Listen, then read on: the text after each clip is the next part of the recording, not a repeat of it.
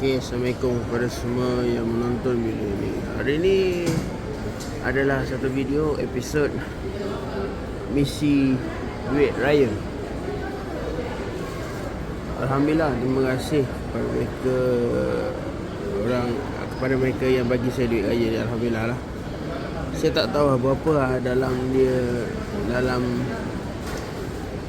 ampau raya ni bagi saya. Saya tengok, saya nak buka je berapa saya dapat. Tak kisahlah berapa dia nak bagi aku pun aku ambil lah. Dia bagi aku RM1 pun Alhamdulillah lah. Aku ambil je. Kita buka 1, 2, 3. Wow.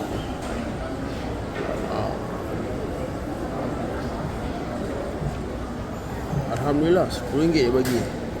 Terima kasih. Terima kasih.